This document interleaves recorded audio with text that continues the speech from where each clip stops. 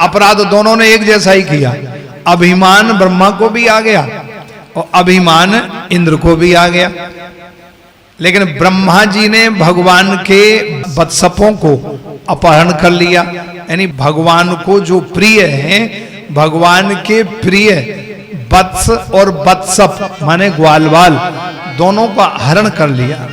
भगवान की प्रसन्नता में ब्रह्मा ने दखल किया। भगवान की प्रसन्नता में ब्रह्मा जी ने ये उनकी खुशी को जो है रोक दिया। इसलिए भगवान ब्रह्मा जी से अत्यंत क्रोधित हो गए। 40 श्लोकों से प्रार्थना करने पर भी भगवान उतने शीघ्र प्रसन्न नहीं हुए, क्योंकि भगवान के भक्तों को भगवान से जो विमुख दूर कर देता है, भगवान ऐसे भक्त पर, ऐसे अपराधी को जल्दी क्षमा नहीं करते, शीघ्र क्षमा नहीं करते। और इंद्र ने क्या किया? इंद्र को भी अभिमान आ गया था।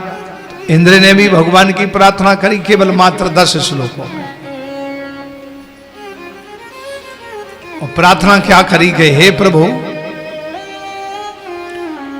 आप हमें क्षमा कर दीजिए। भगवान ने इंद्र को शीघ्र क्षमा कर दिया, कारण इंद्र ने भगवान के भक्तों से भगवान से मिला दिया, भगवान के भक्तों को भगवान से मिला दिया। अभिमान तो था, अहो श्रीमद माहात्म्यम गोपानाम काननौकसाम इंद्र प्राचोदयत क्रुद्धो वाक्यम चा हे मान्युता।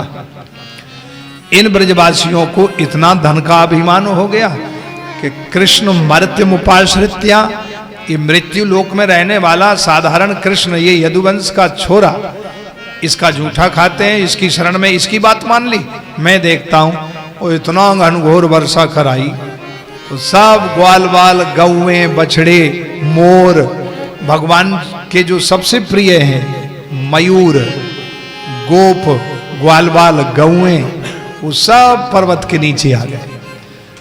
भगवान को बहुत अच्छा लगा और बंसी बजा के भगवान ने 56 भोग का भोग लगाया और बढ़िया ब्रजवासियों के बीच में खड़े 7 दिन तक। तो इंद्र ने 10 श्लोकों से प्रार्थना की, नमस्तुभ्यं भगवते पुरुषाय महात्मने वासुदेवाय कृष्णाय सात्वताम पतये नमः।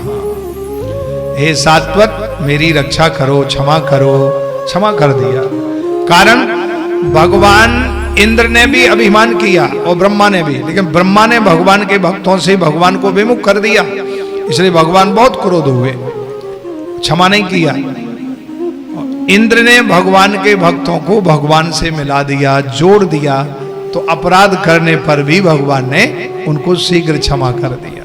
कहने का तात्पर्य, कहीं भी भगवान की कथा हो, भगवान के तीर्थ यात्रा में यात्रा जा रही हो, या कोई धार्मिक अनुष्ठान कार्यक्रम हो, उसमें किसी व्यक्ति के मन में ऐसी बात नहीं किसी से कहना चाहिए कि उसके मन में ठेस लग जाए और वो उस कार्य में सम्मिलित ना हो। यदि वो तुम्हारे कारण उस कार्य में सम्मिलित नहीं हुआ, यात्रा में नहीं गया, कथा नहीं सुनी, तो उसका जितने श्रोता आते हैं सुनने, उससे 10 गुना संख्या का अपराध लग जाता है।